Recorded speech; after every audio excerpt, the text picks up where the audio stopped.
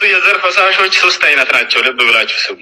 አንደኛ መኒ ይባላል፣ ሁለተኛ መዚህ ይባላል፣ ሶስተኛ ወዲ ይባላል። እነዚህ ከሰው ልጅ የሚወጡ ሶስቱ የዘር ፈሳሽ አይነቶች ናቸው። ሶስቱም ይለያያሉ። ሶስቱም አህካማቸው ይለያያል። ከመጀመሪያውን ጀምር። መኒ የሚባለው ባልና ሚስት ግንኙነት በሚያደርጉ ጊዜ የሚፈሰው የሆነው የዘር ፈሳሽ ነው። ወይንም ደግሞ አንድ ሰው እንቅልፉን ተኝቶ በህልሙ የሚፈሰው የሆነ የዘር ፈሳሽ፣ ይህ መኒ ይባላል። ከለሩ ምን አይነት ነው? የሆነ ሙቅ ይመስላል። ይህ አይነት ታውቁታላችሁ። አወጣጡ እንዴት ነው? የሆነ እየተስፈነጠረ የሚወጣ ነገር ነው። እየተስፈነጠረ ጠቅ ይላል። አወጣጡ የሆነ ይኸውላችሁ ኤርፎናቸው የሚባሉት እሺ፣ እንዳጠቃላይ በመስፈንጠር የሚወጣ ነው። ሁክሙ ምንድን ነው? ይነጅሳል ወይንስ አይነጅስም? አይነጅስም። እሺ፣ አልመንይ ጣሂር ላ የንጅሳሉ ነቢያችን ሰለላሁ ዐለይሂ ወሰለም። መንይ ንጹህ ነው አይነጅስም ብለዋል ነቢያችን ሰለላሁ ዐለይሂ ወሰለም። ገብታችኋል አይደለም? ነገር ግን ቢሸርጥ በመስፈርት። ያ መስፈርት ምንድን ነው? ሚስትህን ከመገናኘትህ በፊት ወይንም እንቅልፍን ከመተኛትህ በፊት እስቲንጃ አድርገህ ከተኛህ ነው የማይነጅሰው።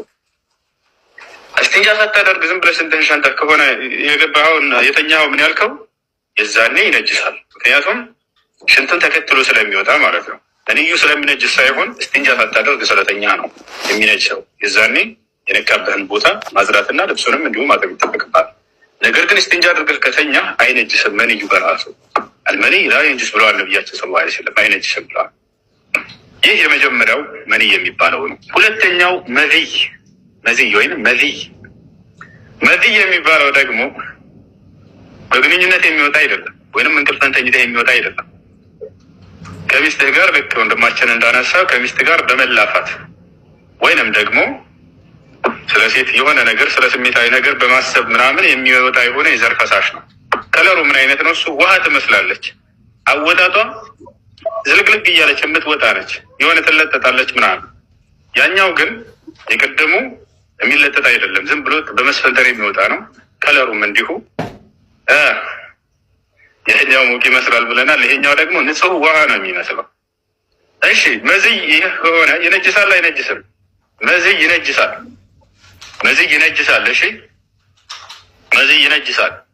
ነገር ግን ሸዋር ያስወስዳል አያስወስድም? እና ምንድነው የሚጠበቅብን? ያን የነቃብንን ልብሳችንን ቦታና እንዲሁም ደግሞ ሰውነታችን